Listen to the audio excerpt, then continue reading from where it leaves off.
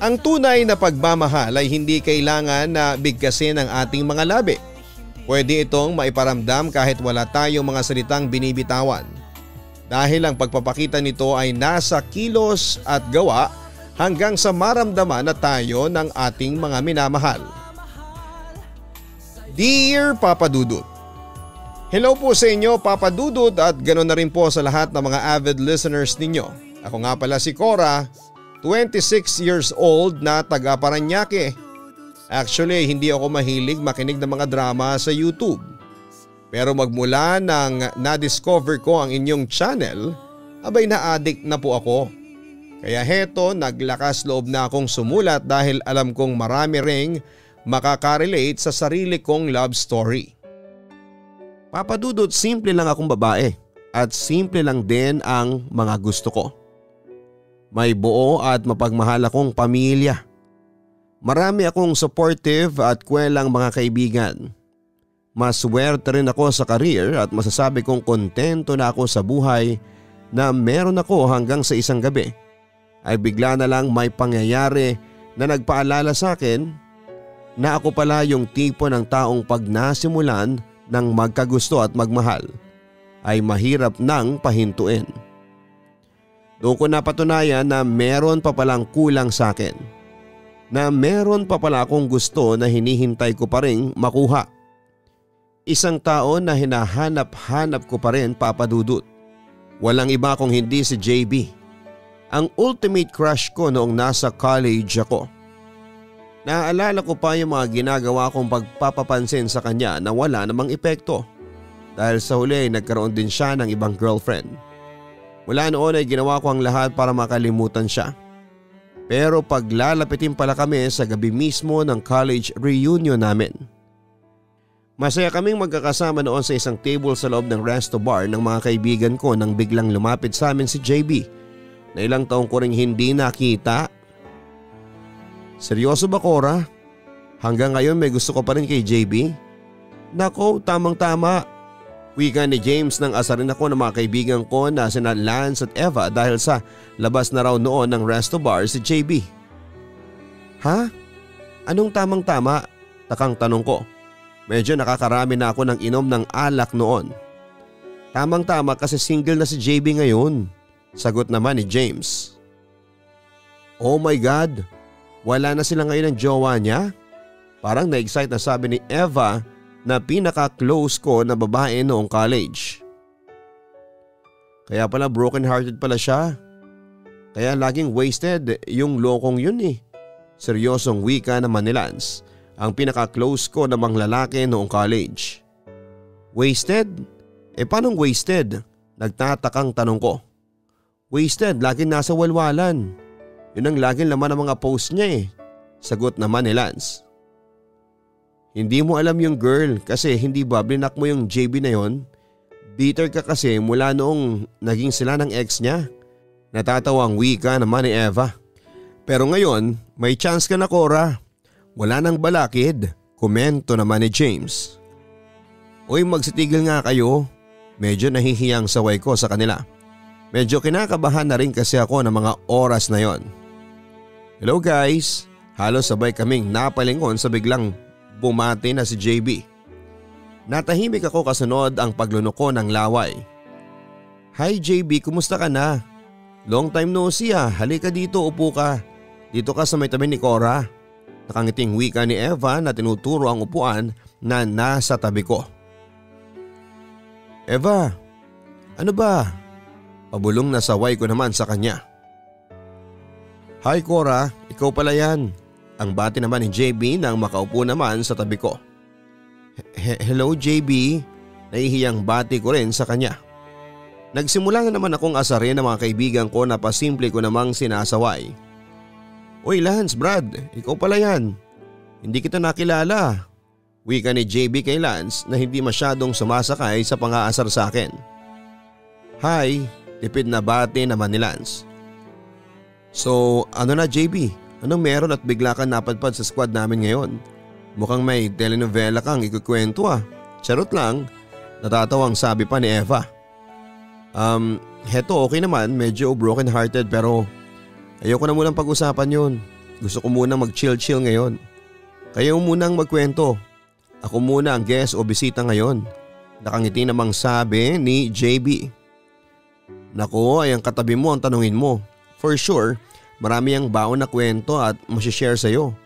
Mala teleserye ang buhay niyan eh. Ang daming drama. Pero sigurado ako malilibang ka niyan. Hindi ba, Cora? Baling sa akin ni James. Medyo nagulat namang sagot ko kasi hindi talaga ako masyadong makapag-isip ng maayos noon. Lalo tuloy akong inasar ng mga kasamahan ko sa table na yon. Para kasing purong ngiti at tawa na lamang ang nagawa ko ng mga oras na yon para lamang maitago ang kilig na nararamdaman ko. Sa totoo lang, papadudot nang makita ko sila ni JB pagkatapos ng ilang taon, kinabahan talaga ako ng todo. Kunwari lang akong hindi naapektuhan ng mga pinag-uusapan at pang-aasar ng mga kaibigan ko, pero ang totoo, gustong gusto ko pa rin talaga si JB. Umaasa pa rin ako na isang araw pwede ring maging kami. Kaya naman kinilig talaga ako ng sobra noong kinausap na niya ako. Hindi ako makapaniwala that time na katabi ko na si JB at nakikipagkwentuhan sa akin. Ilang taong ko rin kasing pinangarap at minahal, papadudod, si JB. Ang sakit lang talaga dahil never niyang nasuklian yon noong college. May iba kasi siyang nagugustuhan noon kaya nagparaya na lamang ako. Pero parang nagkaroon ng himala pagkatapos ng gabing magkita ulit kami ni JB. Nakuha niya kasi ang number ko kay Eva. At magmula nga noon lagi na kaming magkausap sa text, chat o tawag. Palagi na rin kaming lumalabas. Madalas niya akong yayaing mag-dinner after work. Lalo kaming nagkapalagayan ng loob ni JB. Hanggang sa dumating na sa point na in love na kami ng tuluyan sa isa't isa. Oo, alam kong love na yung nararamdaman namin. Kaya nga nang manligaw sa akin si JB, hindi ko na masyadong pinatagal pa at sinagot ko na siya. Doon din naman kasi papunta ang ligawan na yon. Lalo pa nga at ramdam ko na pareho naman kami ng feelings para sa isa't isa. At mula nang maging kami para akong palaging nananaginip ng gising. Si JB kasi yung matagal ko ng pangarap na hindi ko inaakalang maaabot ko pa. Kaya sobrang saya ko talaga nang tuluyan na kaming magkaroon ng relasyon, papadudot. Hindi ko yun sinabi kaagad sa mga kaibigan ko pero gusto ko yung ipaalam muna sa pinaka best friend ko na si Lance. Hi, sa wakas Lance, nakalabas ka rin. Kanina pa ako naghihintay dito eh. Wika ako nang sa wakas ay lumabas na ng building si Lance. Sorry naman. Alam mo namang saktong 5:30 ang out namin, hindi ba? Saka bakit mo ba ako pinagmamadaling mag-out? Anong meron? May gala ba tayo? Nagtatakang tanong niya. Basta sumama ka na lang. May good news ako sa'yo, kailangan nating mag-celebrate. Masayang sagot ko. Good news? Ano naman? Tanong niya ulit. Basta malalaman mo rin mamaya, nakangiting wika ko. Hulaan ko, na-promote ka sa trabaho mo? Panguhula niya. Hindi yon, natatawang iling ko. Na-approve na yung ina-applyan mong housing loan? Panguhula ulit niya. Hindi rin. Tanggi ko. Nag-apply ka ng ibang trabaho abroad tapos nabigyan ka ng job offer? Isa pang hula niya na kinatawa ko na. Diyos ko, mukha bang gusto kong mag-work abroad? Ano ba yan, Lance? Hindi ka naman magaling manghula eh. Natatawang wika ko sa kanya. Ano ba kasi ang good news na yan? Sigurado ka bang good news talaga yan ha? Tanong niya. Magsasalita pa sana ako nang malingunan ko nang papalapit si JB sa amin. Ay wait, nandito na pala siya. Wika ko. Inila ko na siya pasalubong kay JB. Hi babe, how's your day? Nakangiting bati ni JB na humalik sa pisngi ko. Okay naman babe. Walang masyadong stress kaya nakauwi ako kaagad. Buti na nga lang babe at saktong pagsundo mo sa akin dito, halos kaka-out lang din itong si Lance. Sagot ko. Grabe babe, namiss kita kaagad. Halika nga rito at payakap nga.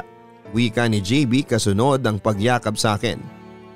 Napaubo naman si Lance na mga oras na yon. Sorry Lance. Nga pala yung sinasabi ko sa yung good news kanina, eto na yon. Wika ko kay Lance habang hawak ang kamay ni JB. Kami na ni Cora, Brad. Girlfriend ko na siya. Proud namang sabi ni JB.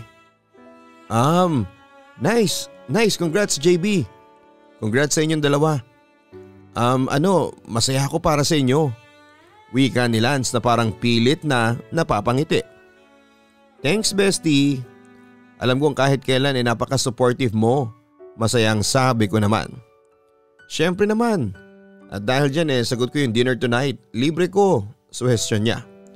Sure ka Brad? Manlilibre ka? Okay lang sa'yo? Tanong ni JB. Oo naman Brad, okay lang.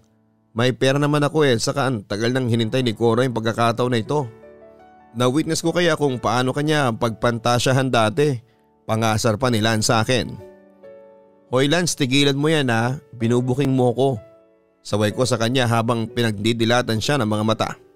Natawa naman si JB sa reaksyon ko pero feeling ko ay naniwala na rin siya dahil nakwento ko na matagal na akong may gusto sa kanya. Alam mo Brad, wag na. Gagastos ka pa, ako na. Nagpa-reserve na ako ng restaurant. Doon na tayo pupunta ngayon. Wika pa ni JB. Aw, ang sweet naman ng babe ko. Kinikilig ko namang wika. Papadudot dahil best friend ko nga si Lance. Siya ang kauna-unahang sinabihan ko ng tungkol sa amin ni JB. Nung una syempre bukod sa nagulat siya halata akong medyo na-awkwardan at na-disappoint siya. Kasi naman papadudot di ba nga binasad ko si Lance noong college dahil din kay JB. Tapos malalaman ni Lance na yung lalaking madalas akong baliwalain at paiyakin dati boyfriend ko na ngayon. Ang totoo kasi niya na hindi talaga siya boto kay JB para sa akin. College pa lang kami ay marami na siyang naririnig na hindi maganda tungkol kay JB. Hindi ko na lang pinapansin yon kasi nga malakas talaga ang tama ko kay JB. Kaya siguro kahit nasaktan ako sa kanya noon ay pinili ko pa rin na mahalin siya ulit. At dahil nakikita naman ng best friend kong si Lance na masaya ako sa relasyon namin ni JB, mas pinairal na lamang niya ang pagiging sobrang supportive niya sa akin. Papadudot lumipas ang ilang buwan at mas lalo pang lumalim ang relasyon namin ni JB. Masaya ako dahil nagkaroon ako ng pagkakataong mahalin siya. Ang sarap din sa pakiramdam na pinatunayan niya sa akin kung gaano niya ako kamahal. Na hindi lang ako naging panakibutas sa buhay niya. Yun kasi talaga ang akala ko noong una. Kasi nga nagkakilala kami na broken hearted siya. Natakot pa ako noon kaya baka maiwan ako sa ere kapag na-realize niya na hindi naman pala ako ang mahal niya. Pero hindi niya ginawa yon at pinaramdam niya sa akin na ako na lang talaga ang nag-iisang babaeng mahal niya. Pagkalipas din ng ilang buwan ay doon na rin ako madalas na natutulog sa place ni JB. Gusto niya kasi na palagi kaming magkasama kaya yun talaga ang request niya. Nandun ako sa place niya kapag off ko sa trabaho, buong araw kaming magkasama. Nung una sobrang saya ko talaga sa ganong sitwasyon namin ni JB. Kaya lang papadudot parang kung kailan naman kami tumagal ni JB, kung kailan mas nakilala na namin ang isa't isa. Doon pa unti-unting bumigat ang pagsasama namin. Dumadami yung mga bagay na madalas hindi namin napagkasunduan. At siguro ang pinaka-issue ko talaga sa kanya noon ay yung pagiging seloso niya at mainitin ang ulo. Ayos lang naman talaga sa akin yung gusto niya na palagi kaming magkasama. Pero syempre may ibang mga bagay din ako na kailangang samahan. May oras din ako na dapat ilaan para sa kanila. At yun ang palaging kinakagalit sa akin ni JB Papadudut. Kahit madalas na akong hindi nakakasama sa lakad ng mga friends ko, magpapaalam lamang ako sa kanya ng isang beses ay magagalit na kagad siya sa akin. Sasabihin niya na mas importante pa raw ang mga kaibigan ko kesa sa kanya. Na dapat daw ay siya lang ang inaalala ko at wala ng iba pa. Naiinis raw siya kasi hinahayaan ko na mag-focus ako sa ibang tao kahit dapat ay sa relasyon lang naming dalawa. Sa madaling salita ay halos pagbawalan na niya akong makipagkita sa mga kaibigan ko. Lalo na sa best friend kong si Lance. Huwag ka nang magkaila, Cora. Alam ko naman na gusto mo lang sumama sa party na yan kasi nandun yung visit na Lance na yon. Sigaw pa ni JB sa akin. Babe, ano ba yung sinasabi mo? Nagtatakang tanong ko. Bakit hindi ba? Kaya mo nga ako pinapauwi kasi excited ka nang makita yung Lance na yan Tama siya naman. Sinasamantala niya yung barkadahan ninyo para lang makadikit pa rin sa'yo. Dagdag pa niya. Bakit ba ganyan ka mag-isip? JB, kaibigan ko lang si Lance. Giit ko naman. Oh, ikaw na nagsabi hindi ba? Kaibigan mo lang siya. Boyfriend mo ako, so sinong mas pipiliin mo makasama ngayon? Siya o ako? Biglang tanong niya sa akin. JB, hindi mo na naman ako naiintindihan eh. Birthday party yung pupuntahan ko. Muling giit ko. Cora, hindi ako tanga. At ikaw, huwag kang magmaang-maangan dahil alam kong alam mo na matagal nang may gusto sa'yo yung Lance na yan. Basta hindi ka aalis, dito ka lang. Tapos, pagmamatigas pa niya.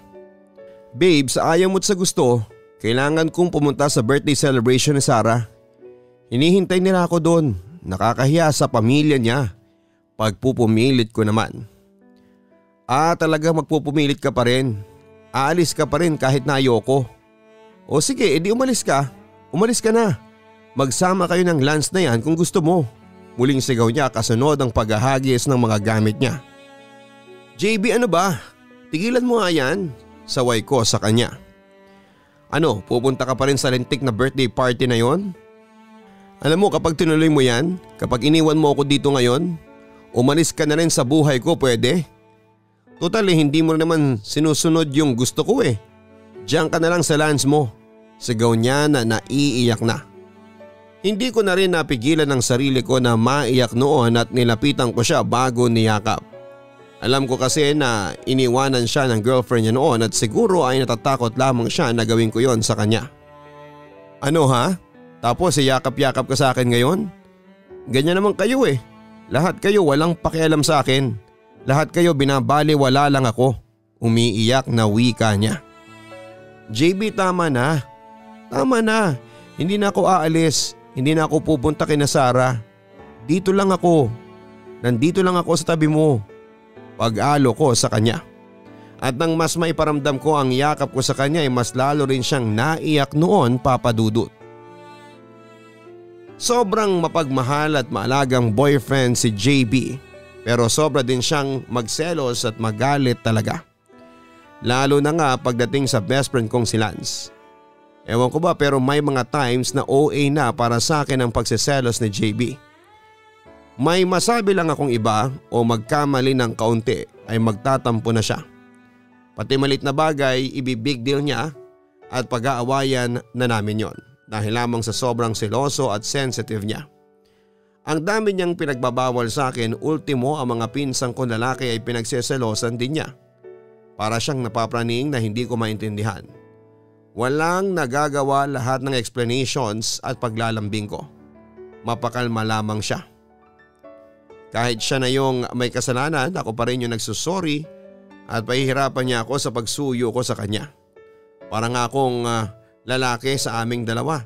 Kaya tuloy ay hindi ko maiwasang makaramdam ng pagod at pagsasawa kasi paulit-ulit na lamang ang nangyayari. Pero dahil nga sa mahal ko si JB ay tinis ko na lamang ang lahat, Papa Dudut. Matagal kong hinintay ang pagkakataong maging boyfriend siya. Kaya hindi ko siya sinusukuan kahit paminsan ay sobrang hirap na niyang mahalin. Papa Dudut, parang ang bilis lang din ang mga pangyayari at umabot na ng halos 2 taon ang relasyon namin ni JB. Pero wala pa ring pagbabago sa ugali niya. Lahat ng ginagawa ko, iniiwasan ko si Lance. Hindi na ako nakikipagkita at nakikipag-usap sa barkada ko o sa kahit na sinong pwedeng pagselosa ni JB. Pero wala pa rin, Papa Dudut. Lagi pa rin akong may mali at lahat na lamang ay big deal sa kanya. Ang dami niyang insecurities at mga iniisip na hindi naman dapat. Hirap na akong ilugar ang sarili ko, Papa Dudut. Oo, may mga times naman na okay siya. Okay kami. Pero syempre mas lamang pa rin talaga yung mga pagkakataong nagkakasakitan kami verbally and emotionally. Dahil lang din sa kagagawan niya. Kagaya na lamang nang minsang magpasundo ako sa kanya sa bahay namin para ihatid ako sa business conference ng trabaho ko. Nakasuot lamang ako ng bagong dress at may kaunting makeup. Pero uminit na kaagad ang ulo ni JB, Papa Dudut. Ang sabi niya noon ay masyado raw pa-sexy ang damit ko at masyadong makapal ang makeup ko. boyfriend ko na raw siya kaya hindi na ako dapat nagpapaganda o nagpapasexy ng ganon. Pinaliwanag ko naman na kailangan ko rin magayos para sa mga makikilala ko na potential client sa conference na yon. Pero sinabi ni JB na potential kalandian lang naman daw talaga ang hanap ko. Nasaktan talaga ako noon emotionally, Papa Dudut, kasi parang ang baba ng tingin niya sa akin bilang girlfriend niya. Na para bang anytime ay pwede akong maagaw ni numan mula sa kanya. Pinaramdam niya sa akin na wala talaga siyang tiwala sa akin. Bakit ba lagi mo akong binibigyan ng issue sa lahat ng ginagawa ko? Bakit hindi mo na lang ako suportahan? Inis na tanong ko. Suportahan? Wala ka namang mapapala dyan eh. Alam mo babe, ikaw na ang nagsabi. Matagal mo nang pinagpapaguran, matagal mo nang pinapangarap. Hindi ba dapat isipin mo na kaya ka nagtatagal dyan kasi baka hindi talaga yan para sa'yo? Kasi tingnan mo parang nagsasayang ka lang ng oras. Sagot naman niya. Hindi ako nagsasayang ng oras. Pangarap ko yung tinatayaan ko dito. Sagot ko naman sa kanya. Sus, ang sabihin mo, gusto mo lang madestino sa ibang bansa. Kasi pag na-promote ka, pwede ka nalang ipadala sa iba't ibang lugar. So ang ending magkakalayo tayong dalawa at malalayo ka sa akin. Ang sabi pa ni JB. JB, yan pa talagang iniisip mo, puro sarili mo, puro sayo. Mas lalong inis na tanong ko. Anong puro sa akin? Atin yung relasyon natin ang iniisip ko, Cora. Hindi kagaya mo. Pero okay, sige, tama ka na. Kasi lagi mo naman talagang minamasama ang mga sinasabi ko sa'yo. Wika pa niya bago pinaandar ang kotseng sinasakyan namin. Tahimik lamang kami sa buong biyahe habang ako naman ay nag-iisip kung sino ba talaga ang tama sa aming dalawa. Mali ba talaga ang ginagawa kong pag-i-effort sa trabaho? O mali na siya sa paghihigpit na ginagawa niya sa akin sa relasyon namin? O nandito na tayo, sige na, bumaba ka na. Huwag mo na akong hintayin, huwag mo na akong kausapin kung gusto mo. Iwan mo na rin ako kung gusto mo. Total parang pinapalabas mo rin na kinakawawa kita. Malumanay naman na wika niya ngayon. Bakit hindi ba? Yun ang pinaparamdam mo sa akin eh. Kinokontrol mo yung buhay ko, ang demanding mo. Gusto mo ikaw lagi ang nasusunod sa lahat. Ni hindi mo nga ako masuportahan sa gusto ko. Ni hindi ka nga nagsusorry sa akin kapag nasasaktan mo ako eh. Wika niya. Ginagawa ko lang naman lahat ng yon kasi mahal kita. Ayoko mawala ka sa akin. Ayokong iwan mo ko kagaya ng ginawa mo sa akin ng ex mo. Bakit ba lagi mo na lang akong kinukumpara dyan sa buwisit mong ex? JB, nakakapagod na to eh.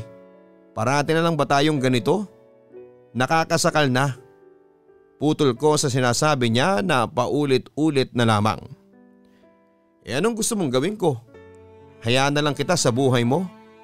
Hayaan na lang kitang mawala sa akin? Sige, kung yan ang gusto mo, bahala ka. Sabi ko na pare-pareho lang kayo. Panunumbat niya sa akin. Bahala ka nga. Sinusumbat mo lang lagi sa akin ang lahat. Bababa na ako. Magte-text na lamang ako sa iyo pag pauwi na ako. Sagot ko bago buwaba ng kotse niya.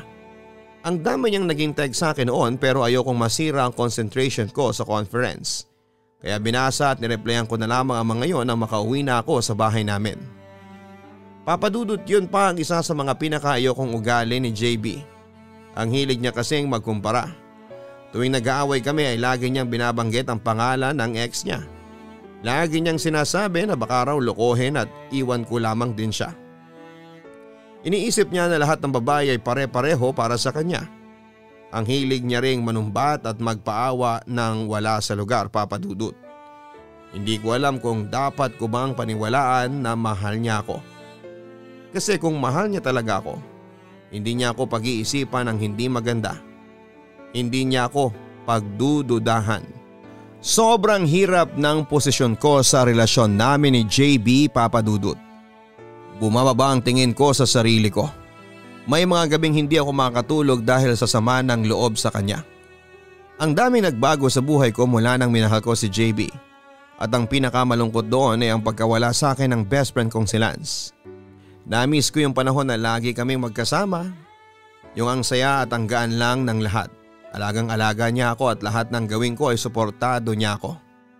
Gusto niya lagi akong nakikitang nakangiti at si Lance yung tipo ng taong never akong pag-iisipan ng hindi maganda.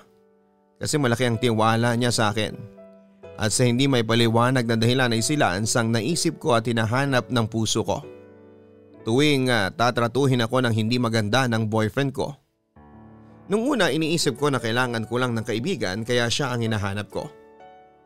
Wala kasi akong mapagsabihan ng kahit na sino tungkol sa sitwasyon sa relasyon namin ni JB. Ayoko na ang maging dating sa mga kaibigan ko ay sinisiraan ko siya. Pero sa lahat talaga ng mga kaibigan ko ay si Lance ang palaging laman ng isip ko, lalo na kapag nasasaktan na ako ng pisikal ni JB. O eto babe, uminom ka muna ng tubig. Bakit ka ba kasi nagpapakalasing? Sabi ng kaibigan mo ilang linggo ka na raw nagkakaganyan. Wika ko nang umuwi na namang lasing si JB. Hindi naman sumagot si JB at tiningnan lamang ako ng malagkit.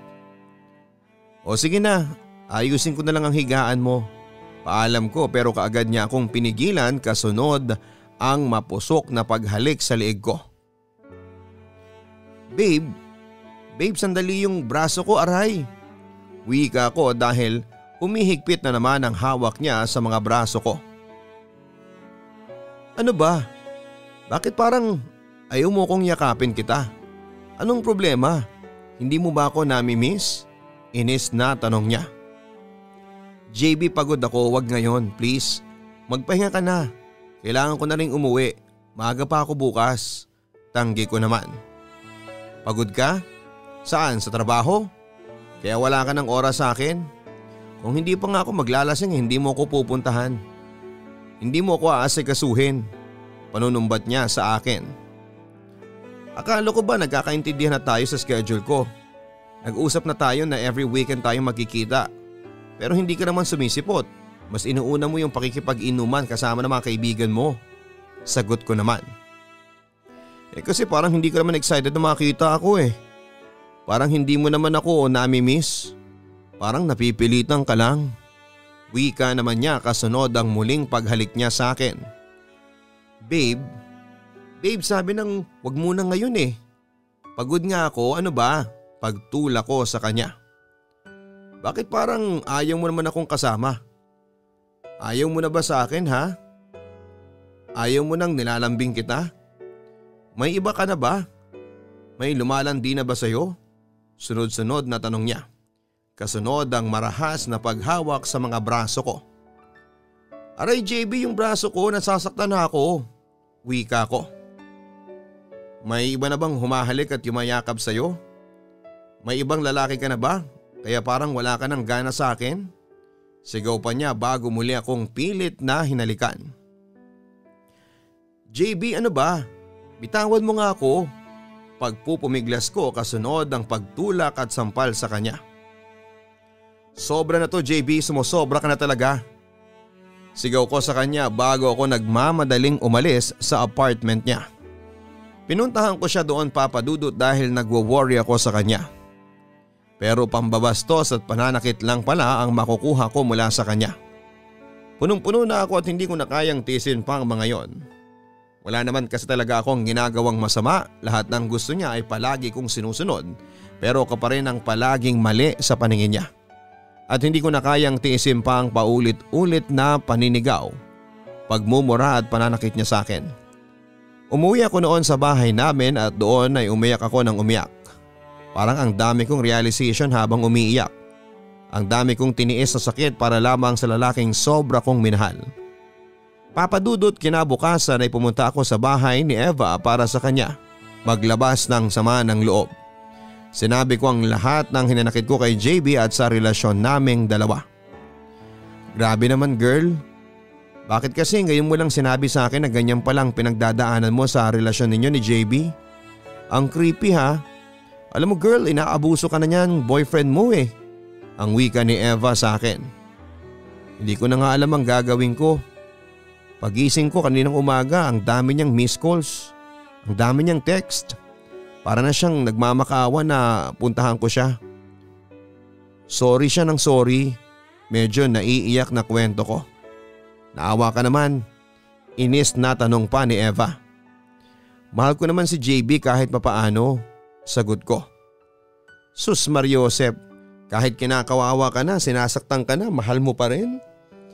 Pagmamahal ba talaga yan? Iwan mo na kaya yan? Saka wag mo nang lituhin ang sarili mo. Alam mo ang solusyon sa problema mo. Ang toxic ng relasyon ninyo, girl. Magising ka na. Tingnan mo ang itsura mo. Daig mo pang may asawa. Nalulosyang ka na. Real talk yan ha. Para sa'yo din yung sinasabi ko. Paninermon niya sa akin. Medyo naiiyak na akong kunin ko ang cellphone ko at dinaya lang number ni Lance. O sino naman yung tinatawagan mo? Pag-uusisa pa ni Eva. Si Lance. Namimiss ko na yun eh. Mula nang maging kami ni JB, bihira ko na lang siyang makausap at makasama. May balita ka ba sa kanya? Tanong ko. Yun lang. Hindi ko na nakikita siya at nakakausap eh. Ang busy na rin niya. Pero may nalaman akong chika kay James ha. Ang sabi niya may girlfriend na raw si Lance. Ang sinabing yun ni Eva ang nagpahinto sa akin sa gagawin kong pag-dial sana ulit ng number ni Lance. Ibinaba ko na ang cellphone ko at muling nagpigil ng mga luha. Oy girl, okay ka lang? Tanong ni Eva sa akin. Oo. Hindi kasi sinasagot ni Lance ang tawag ko sa kanya. Malungkot na wika ko. Dati-rati kasi isang text o tawag lang nandiyan kaagad si Lance sa tabi ko. Sobrang nakakapanibago pala talaga na parang bigla na lang siyang nawala sa buhay ko. Aba malamang. Either busy yan sa trabaho niya o busy sa jowa niya.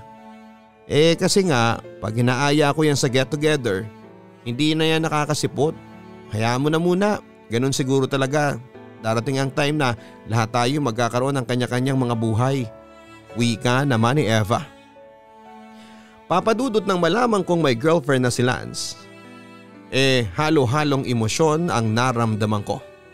Natuwa ako kasi finally ay nagka-girlfriend na rin siya pero nalungkot ako that time. Yung lungkot na may halong selos, Papadudot. Alam ko na maraming magtataasan ng kilay kasi hindi dapat. Wala naman akong karapatan kasi best friends lamang kami ni Lance. At bukod doon may boyfriend na ako. Pero ang totoo niyan ay sobrang naguluhan ako sa sarili ko ng mga panahon na yon. Habang nasasaktan at nasasakal ako kay JB, naiisip ko ang pagmamahal at pagpapahalaga sa akin ni Lance dati. Naiinis ako sa sarili ko kasi late ko nang na-realize lahat. Naging manhid ako at nagbulag-bulagan sa loob ng mahabang panahon. Best friends kami ni Lance pero higit pa sa kaibigan ang trato niya sa akin. Siya lamang ang may kakayahang iparamdam sa akin kung gaano ako ka-espesyal at binaliwala ko lamang lahat ng yon. Dahil pinapangarap ko pa rin ang isang kagaya ni JB. Yung JB na binuo ko sa isip ko. Yung JB na inakala kong deserve ko pero mali pala ako, Papadudot. Kasi all this time ay si Lance pala talaga ang mahal ko. Sa pag-iwas na ginawa ko noon kay JB ay mas lalo lamang tumimbang sa puso ko si Lance. Pero hindi ko kagad yon sinabi kay Lance at hindi ko rin muna brinig si JB. Gusto ko na lamang na may babalikan pa ako sa oras na hindi ako saluhin ni Lance. Hanggang sa dumating na nga ang araw na ipinakilala niya sa akin si Joanna, ang girlfriend niya. Maganda ito at mabait, hindi nakapagtataka na magkagusto sa kanya si JB. Magkakasama kaming tatlo noon nang magpaalam na si Joanna na mauunang umalis dahil may lakad pa raw siya. Nang maiwan kami ni JB ay doon muling pumasok sa isipan ko ang mga bagay na sana ay kaming dalawa ang nagsasalo. Kagaya na lamang ng isang relasyon na higit pa sa isang pagkakaibigan. At nang dahil doon ay hindi ko na napigilan ang sarili ko na sabihin sa kanya ang totoong nararamdaman ko, Papadudot. Lance, miss na kita. Sobrang miss na kita. Mula nung naging kami ni JB doon ko na-realize lahat. Doon ko lang na-realize na ikaw yung gusto kong kasama. Ikaw yung nakapagpapagaan ng loob ko. Kabisado mo na yung ugali ko. Alam na alam mo kung paano ako pakakalmahin. Kung paano ako tutulungan sa mga problema ko. Lance, Sa'yo lang ako nakaramdam ng pag-aalaga na hindi na ibibigay sa akin ng iba. Medyo naiiyak na wika ko. Cora, bakit mo sinasabi to? I mean, bakit mo naisipang sabihin sa akin to ngayon? Naguguluhang tanong niya. Oo, alam ko ang tanga ko. Bakit ngayon ko lang sinasabi sa iyo ang mga bagay na to? Bakit ngayon ko lang mas naramdaman at napatunayan sa sarili ko na mahalaga ka sa akin? Na mahal kita. Nagagalit nga ako sa sarili ko kasi matagal na pala kitang mahal. Na yung taong tingin ko ay mas deserve ko, nandyan lang pala lagi sa tabi ko. At ikaw yon, Lance. Mahal kita. At ang sakit kasi naging handa lang akong mahalin ka kung kailan hindi na po pwede. May nagmamahal na sa iyong iba. Naiiyak na pagtatapat ko sa kanya. Cora, siguro ngang maraming pagkukulang sa iyo si JB, pero bilang lalaki, hindi ako naniniwalang hindi kanya mahal o hindi kanya minahal. Wika ni Lance. Gusto ko nang kumala sa relasyon namin. Ayoko na, Lance. Ayoko na sa kanya. Alam kong katangahan tong sasabihin ko. Selfish na ako o ano, pero gusto kong malaman mo na sana pwede pa tayo. Sana may pagkakataon pa para mangyari yung mga bagay na nangyari na dapat dati pa. Baka naman po pwede pa, Lance. Baka pwede pa natin gawa ng paraan. Pakiusap ko. Cora, mahal ko si Joanna. Seryosong sagot naman ni Lance. Pero mahal mo pa rin naman ako, hindi ba? Nakikita ko sa mga mata mo na mahal mo pa rin ako, Lance. Mahal kita. Gusto kong ako na lang ang piliin mo. Ganun na ba ka-imposible sa'yo na maging tayo na? Na mahalin din kita?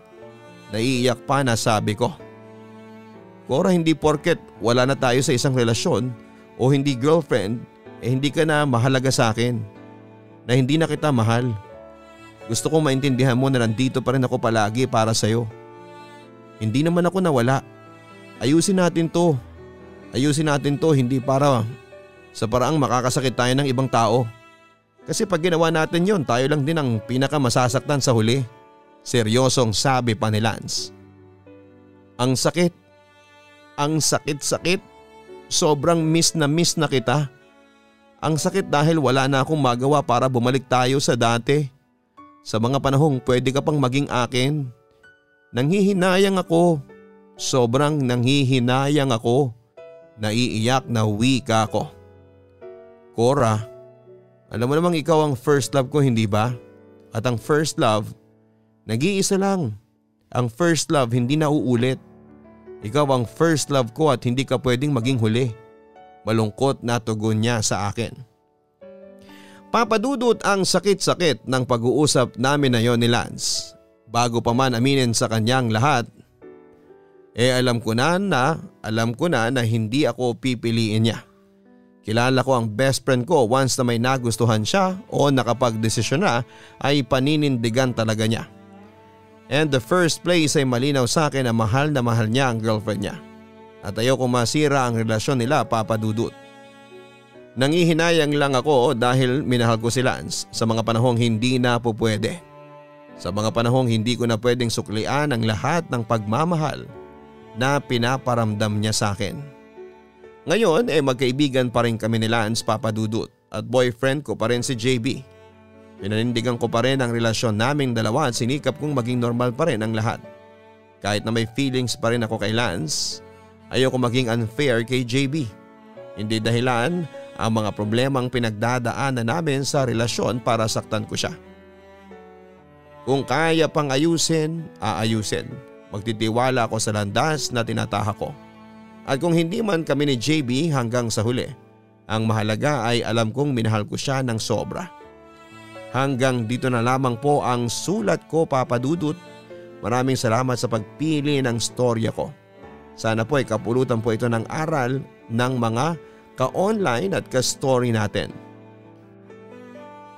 Lubos na gumagalang, Cora.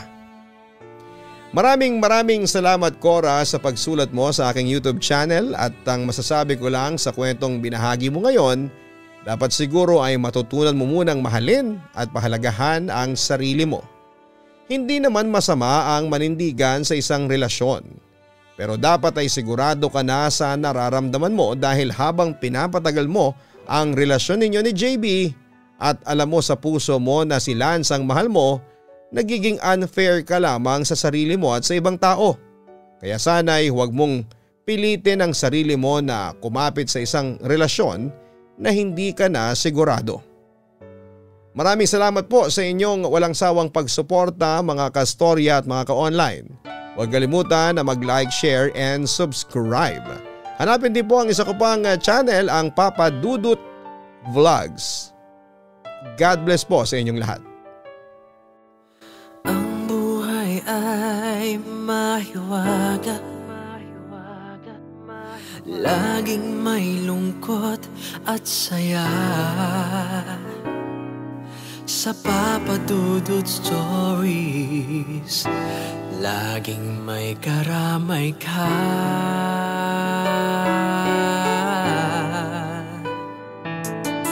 Mga problemang kay bigat, dito ay pakikinggan ka. Sa Papa Dudut Stories, kami ay iyong kasama. Dito sa Papa Dudut Stories, ikaw ay hindi nag-iisa.